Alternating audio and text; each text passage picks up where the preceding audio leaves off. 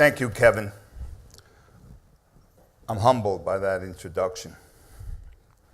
I'm honored to be speaking at this town hall, commemorating community leaders, my brotherhood, first responders, your community heroes. Before that, I just want to begin to share with you that I have never spoken on this solemn day. As I stand here before you, I must confess, my mind is absorbed with thoughts, feelings, and memories. FirstAmerican Mortgage Solutions, Kevin, thank you. For today is a living example of the phrase, never forget. 17 years ago, on this very day, in just 102 minutes, almost 3,000 innocent civilians were lost, 343 FDNY firefighters, 23 NYPD officers, 37 Port Authority officers, and numerous other public servants all made the supreme sacrifice. Sadly, we are continuing to lose hundreds and eventually thousands more in the years to come due to the exposure to the hazardous environment that existed on September 11th and the months following. While operating at the September 11 terrorist attacks under overwhelming odds, I witnessed supreme sacrifice and heroisms by first responders and civilians alike. This experience has reinforced my faith, my patriotism, and has deepened my true understanding of the value of freedom.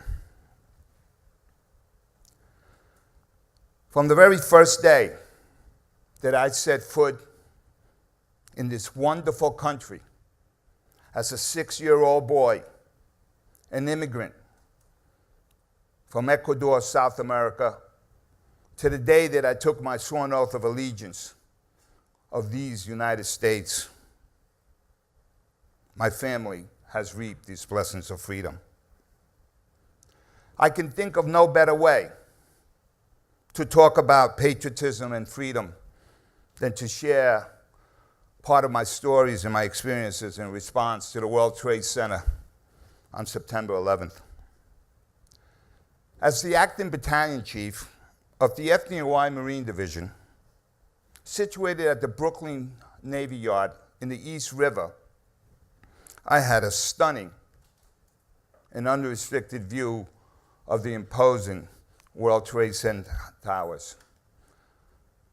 On that fateful morning, after being notified by my secretary that a plane had crashed into the North Tower, I walked over to my window and I was stunned to see the upper floors of the North Tower, heavy fire throughout, volumes of dark petroleum-based smoke emanating from the crater that was created when the airliner ripped to the facade of the tower, tearing into numerous floors. As first responders routinely do, my mind immediately started racing, deciding how could my division assist in the enormous efforts to be required. I boarded my fireboat and headed to the World Trade Center towers via the East River, anticipating that in just a few minutes we would be rounding the tip of Lower Manhattan, and I could berth at an existing marina that would place me just 3 blocks from the FDNY command post. After a few minutes, as my fireboat was nearing the tip of the Lower Manhattan, I noticed a commercial airliner. It was flying extremely low as it passed in front of my fireboat and then began to circle 180 degrees back towards the towers. It flew lower and directly above and past my fireboat as I heard the massive engines roaring loudly as the pilot was clearly increasing the velocity of the plane and started banking his wings to the left. Even at this moment in time, I could not comprehend what was to happen before my very eyes. The plane deliberately crashed into the South Tower from the southern exposure, ripping into as many floors as possible with the now larger wingspan. A massive explosion and fireball erupted that totally engulfed the upper portion of the South Tower. It was at this moment that I grabbed my firefighter, my aide, by the shoulder, and I stated to him, "We're under attack."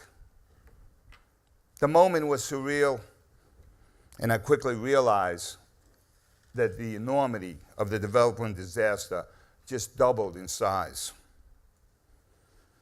It was also at this moment, while we were in such close proximity to the South Tower at the water's edge, that the agonizing reality, which has remained with me to this very day, began to hit me hard as I first began to witness civilians jumping from the buildings. As I reported in, I met with Chief Ray Downey, Chief in charge of Special Operations Command, a dear friend. Ray and I instantly met, as we knew we were against a disaster that we'd never have experienced before, working alongside Ray at numerous national and international disasters. Units continued to support into the command post.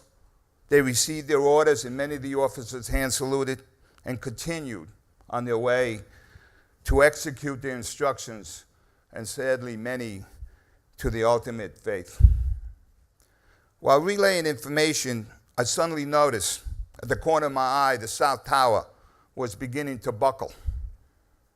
I thought, it's coming down, it's collapsing. I knew I didn't have much time. I ran a few feet to an underground parking lot, the staging area. I crouched down next to a dividing wall and put my arms and hands over my head, and I started reciting the Hail Mary. The all-enveloping noise sounded like a freight train coming closer and closer. Instantly, everything turned black. There was no air to breathe, no visibility. I soon realized that the building where I was seeking shelter withstood the massive collapse of the South Tower, and that I too had survived. I found my way out of the building, and when I reached outside, I could not believe my eyes. Crushed cars, debris, 10 to 20 feet mounds, and World Trade Center chalky dust flying everywhere.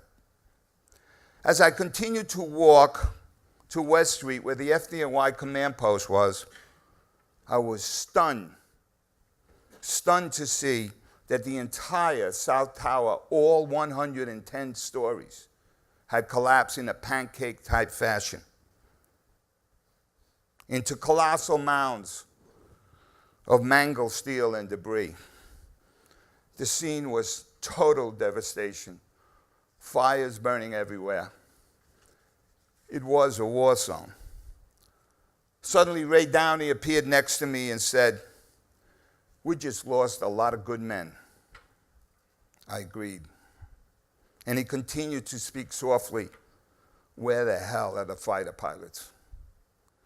Ray, being a United States Marine, was always a step ahead of everyone else, as he had earlier requested for military air support to cover the World Trade Center sky while we were trying to evacuate both towers, since he was notified of a third plane missing and coming in to attack us again. As first responders, we're hardwired. We're hardwired to perform this job, many times at extreme risk to ourselves. I remained in the middle of West Street and acted as a lookout for falling objects and debris that was still raining from the still standing and burning North Tower, while Ray and the other survivors were awaiting my hand signals as to the precise moment that they could exit and walk across the landscape from the partially collapsed Marriott Hotel and avoid from being struck. Suddenly, I heard that dreadful raging sound again, and I looked up to see the North Tower rapidly collapsing onwards. Because of the 16 treacherous ground, I could not run fast enough. I turned to my left, I put my right arm over my head, and again crouched down and got ready for the hit. I once more began reciting the Hail Mary, as I believed that my time in this earth was coming to a fast end. The collapse of the North Tower was immediate, 8 to 10 seconds. Ray and the others were heroically and instantly killed. Ray was identified 6 months later to DNA. I received a severe blow to my head, which resulted in a skull fracture. I was scalped. My chest area was crushed, breaking 9 ribs and collapsing my left lung. I was rendered unconscious, and I remained buried and trapped for almost 2 hours. Periodically, as when I was in and out of consciousness, I was able to relay urgent transmissions to the Manhattan 911 dispatcher, informing them that I and others were buried, we were alive, trapped, and that we needed immediate assistance. After 2 hours, I was located by firefighters that responded from home, extricated, and transported me across the Hudson River by fireboat to the Jersey City Medical Center. In the emergency room, I had surgery on my skull. I was given a tracheotomy. I was drug-induced into a coma in order to reduce the stress on my brain and my body. My left lung collapsed as it was punctured by one of my 9 broken ribs, and they were both chemically burnt. I remained in a coma with assistance from a mechanical respirator for weeks, and eventually was slowly weaned out of this drug-induced coma. I have always wondered how and why I did survive when so many of my brothers died. I have learned much from that fateful day of 9/11. I saw the worst, but I saw the best in humanity. I have always chosen to talk about the best. It is therefore with that mindset that I would like to share with you just a few of the many heroic stories of bravery, of service, of commitment that I witnessed that fateful day.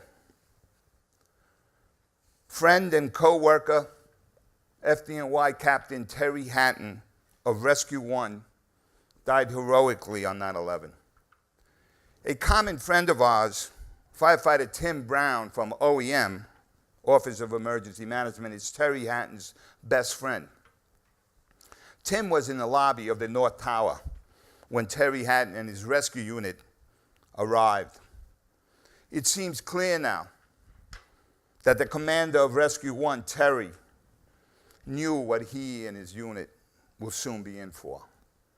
Timmy stated, I went over to him, and he, Terry, wrapped his arms around me and gave me a kiss on the cheek. And he said, love you, brother. Don't know if I'll see you again. As he and his men proceeded into the stairwell to carry out their mission. Another friend and brother firefighter, Joe Angelini, whom I worked alongside for years in Rescue 1, heroically died on 9/11.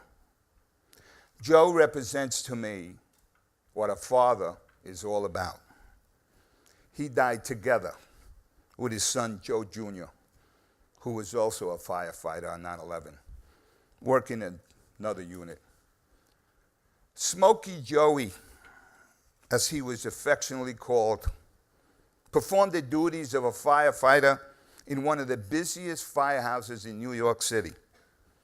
Joe was 63 years young at the time and performing a young man's job.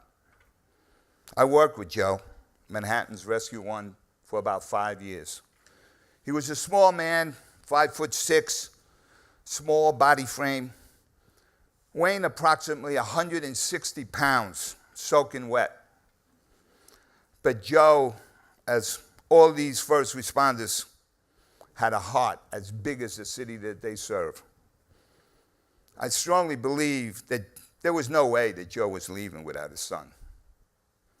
When the North Tower was totally being evacuated, first responders included, one firefighter noticed Joey in the street and advised them that everyone was ordered to evacuate the World Trade Center complex.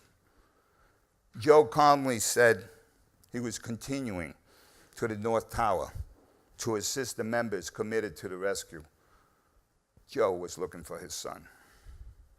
I talked to a lieutenant, a friend who was present when they recovered what was left of Joe's remains. He explained to me that as they carefully extricated him, they found Joe with his arms around a female civilian that he was noticeably carrying out. Joe never located his son.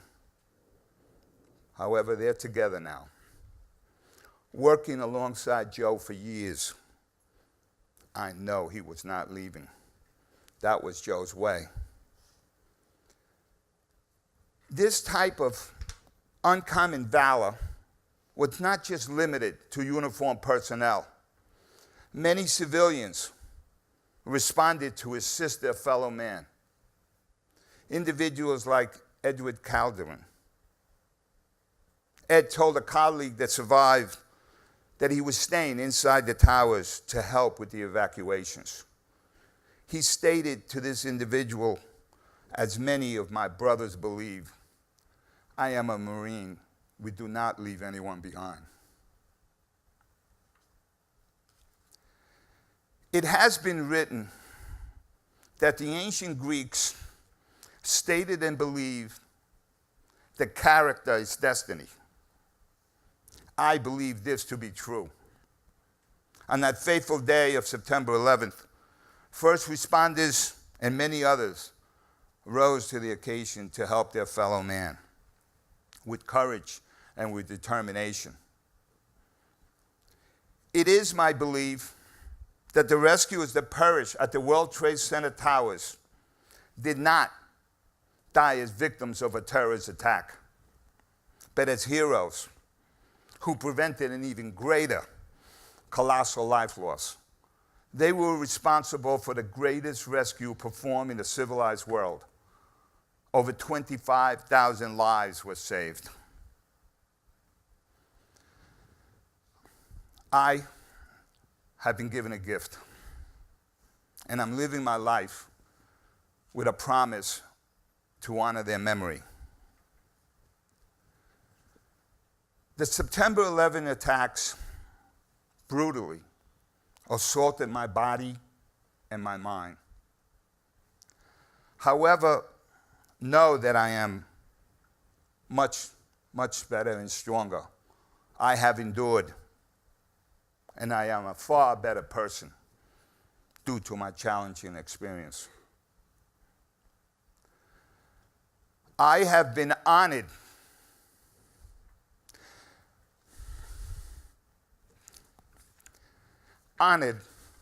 to have soared with eagles.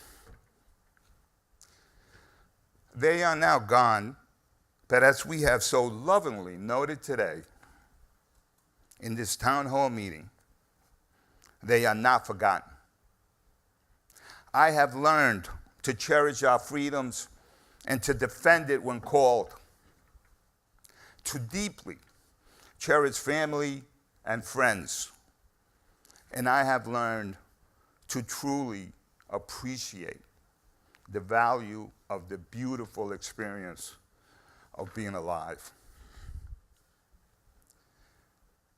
It has been exhausting and demanding to verbalize and recall the events of September 11th, and to grasp that this very day, Tuesday,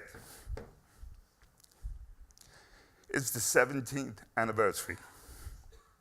I am truly humbled and honored that you, First American Mortgage Solutions, invited me here to share part of my story. On this day, all across our great nation, our fellow Americans will pause to remember, to praise those that we lost with love, with strength, and with honor. It is my hope that today, as in all future 9/11 tributes, that you will hear Americans across our great nation state, on this fateful day, as a great people, as Americans, we were called upon and we responded to defend our nation. God bless you, God bless first responders, and God bless America. Thank you.